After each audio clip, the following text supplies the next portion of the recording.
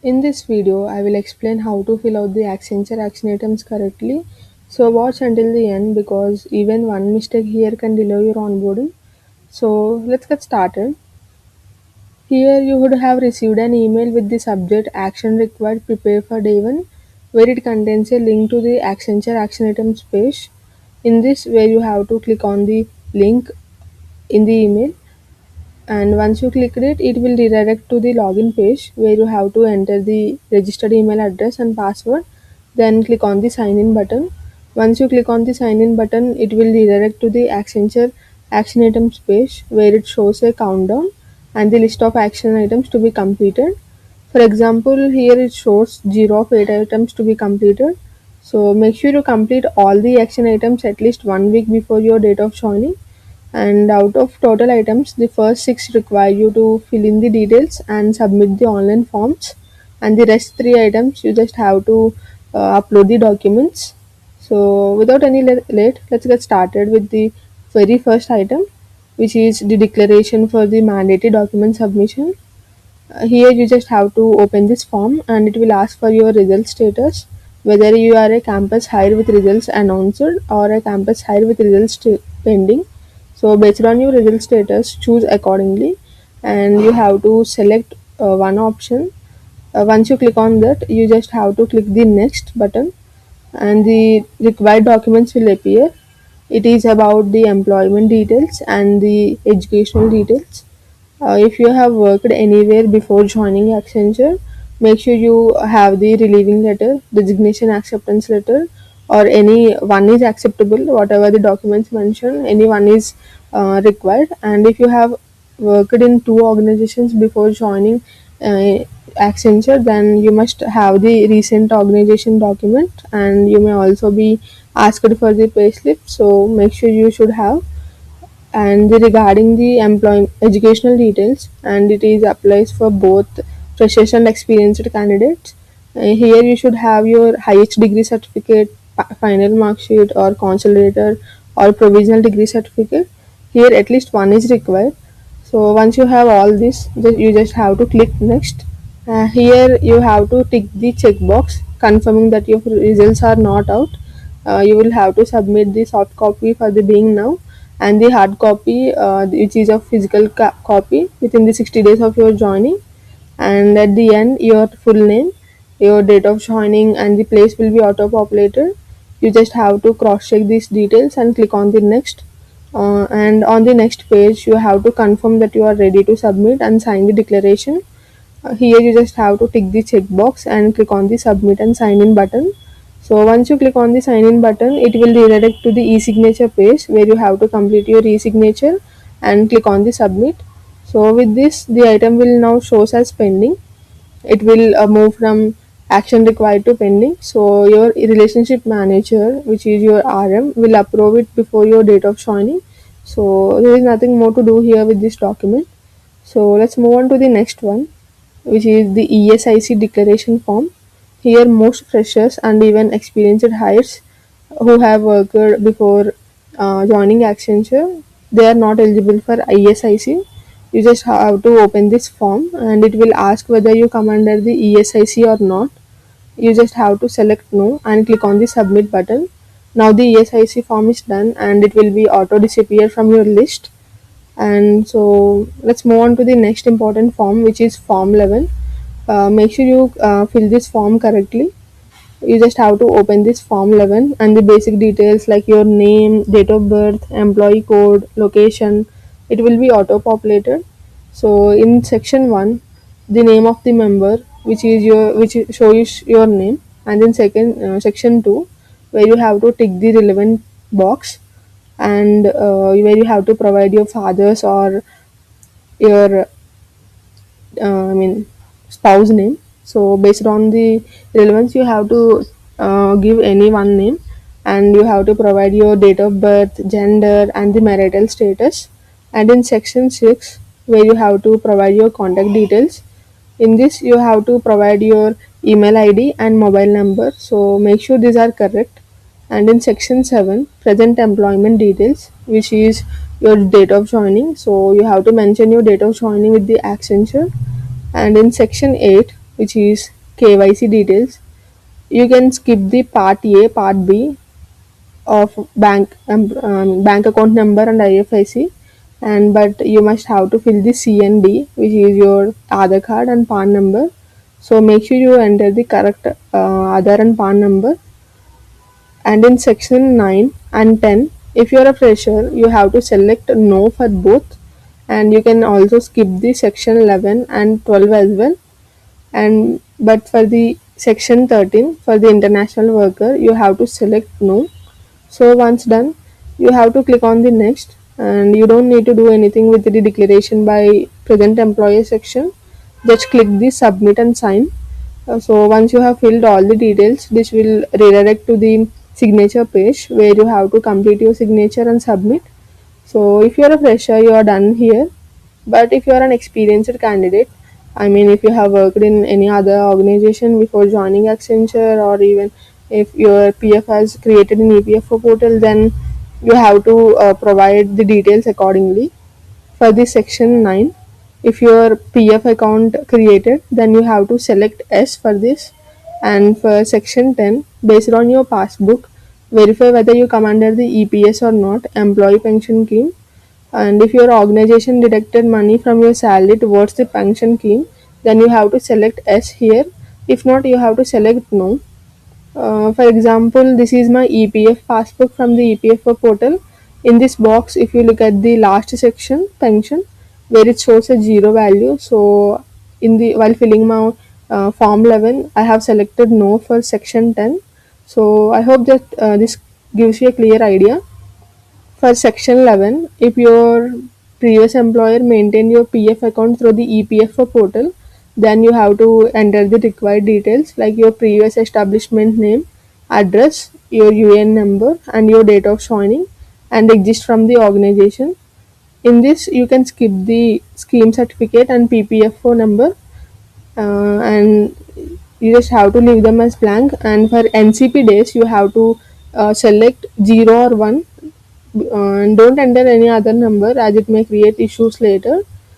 For section 12, if your previous organization maintained your PF through a private trust or any alimony portal instead of using the EPFO portal, then you have to collect the required details from your previous employer. I mean, your EPS account number, PF account number, UN number, date of joining, and exist. As per the records, you have to enter the details, and you can skip the scheme certificate. And for NCP days, you have to select 0 or 1.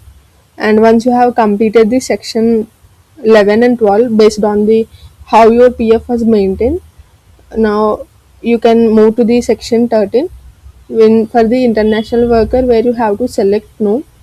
As with the previous forms, it will redirect to the signature page where you have to provide your signature and click on the sign in, click on the submit button. So with this, we have done with form 11. So let's move to the gratuity nomination form, which is also known as form F. In this, your name, employee code, your date of joining, it would be auto populated. You have to fill your father's or husband name, surname, gender, religion, marital status, and date of birth, and the permanent address. And below to that, you have to provide the nomination details. Typically provide your parents details or any guardian. If anything will happens to you, then the monetary fund would go to that nominee. So you can list 2 or 3 nominees here. For example, you can provide your father or mother's name. Either one nominee is enough. For the serial number, you have to provide one, and provide the name and name of your father or mother and the relationship to you, and the age as per the other, and the proportion of gratuity should be shared, which is total 100%. If there is a single nominee, you have to enter 100 here, but if you are splitting between 2 nominees, then you have to enter 50 and 50. So you don't have to provide the percentage symbol, you just have to provide the number. So once done, you have to click on the submit and sign. So it will redirect to the signature page where you have to complete your signature and submit. So with this, we are done with the gratuity form. Let's move to the nomination and declaration form. This form asks whether you have already completed the e-nomination on the EPFO portal or not.